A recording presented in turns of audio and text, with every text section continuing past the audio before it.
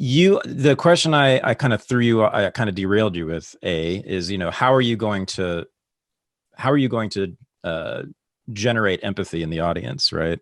With this film. And I was assuming that you're going to tell the stories of people who were affected by the lockdowns. Is that right? Yeah, yeah. I mean, it wasn't so much a derail. It was just sort of wanting to give Sure. as is due. But um, well, first and foremost, what I'm looking forward to doing is really looking at the data and Hmm. seeing what stories emerge from the data first and foremost. Okay. There's been and then comparing it to the established narrative. I mean, the numbers we're bringing in a number of folks who've been looking very closely at it. And I mean, S, do you want to give us a description of Ian Miller's inspiration to this, or?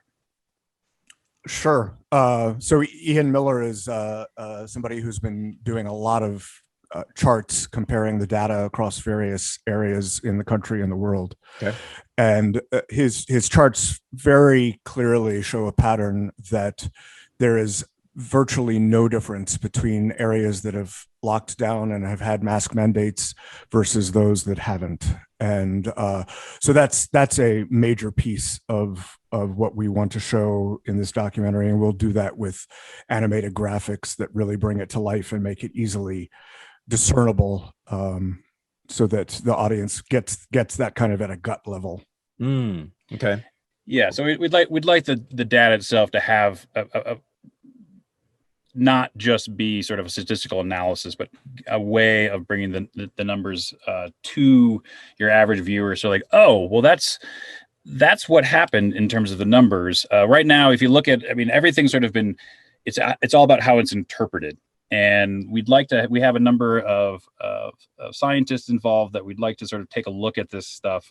Primarily Nick Hudson from Panda, who's been looking at this, and it's like, these interpretations are not correct, or these interpretations are hyperbole or well out of place, or they're omitting huge swaths of what's going on to justify their own narrative, and in turn justify their own policies. And who is Nick Hudson?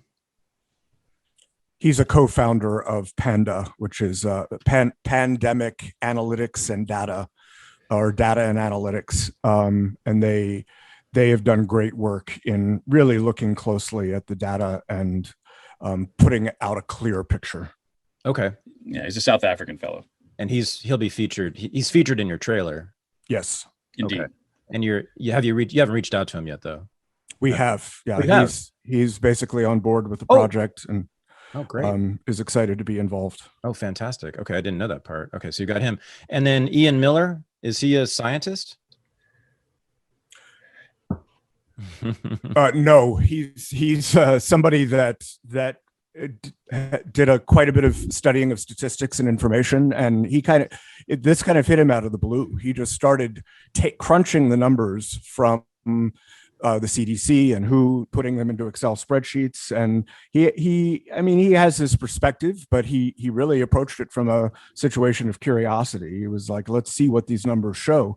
And every time we talked with him the other day, every time he looked at it, it showed the story that the policies don't add up to what the politicians were promising. Mm-hmm. And so it's interesting, you asked the question, is he a scientist? And that's a piece of what we want to approach with this project too, is the myth of expertise, the myth of authority. We're not against experts. Obviously we need experts, but there is an idolatry that we see of people having letters behind their name that then we must do whatever they say. And that's something that we really want to challenge at a pretty fundamental level. Nice.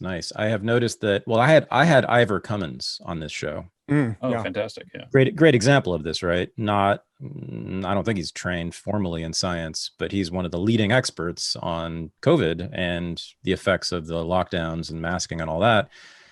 Yeah, but he's not a doctor. He's not a scientist. And so it's tough, right? For our side, we do have some scientists though, although I would say the people who are really in front of this are not. They're people like Ivor and Ian Miller and Nick Hudson. Although we do have the Great Barrington Declaration, which was authored by 3 scientists in this field exactly, who are at Oxford, Stanford, and Harvard. Not bad. So are you going to deal with the Great Barrington Declaration authors as well? We will certainly approach that. We'll have to see about our interviews. We haven't talked with any of those 3 yet, but we certainly would like to have at least one of them on as a representative of their perspective. Right. Okay. So you're going to have the data. You're going to have very cool looking animation, right? Yeah, and one of the things to mention too is we have a sort of a 2-phase process. So that's why the phase 1, we were actually wanting to we're creating a 20 to 30 minute short, which will be kind of jump starting the analysis of the data as well as the animations and sort of the more hard hitting on the science side, just to kind of get the foundation in place. Right. And so that's where our primary focus is. We're sort of putting those communities together, and then sort of phase 2 is towards the full feature film. And so bringing it around to the original question about we're wanting to look at the emotional stories of people whose lives have been severely disrupted and destroyed by the policies. Yeah. There's people who have not received, critical medical care, children who have lost precious time developing skills to pursue their dreams, children who are suffering mentally because of the confines of being stuck at home. I mean, I always depress myself when I think about the supposed amounts of child abuse that are going on that we're going to just be discovering and mass sort of culture-wide trauma that we'll be dealing with for years to come as it comes to light, and let alone elderly who have died alone in nursing homes and unable to connect with their families. So the stories go on, and we're actually in the middle. If you go to our website at soundmindcreativegroup.com, there's a portal where we're asking people to submit stories.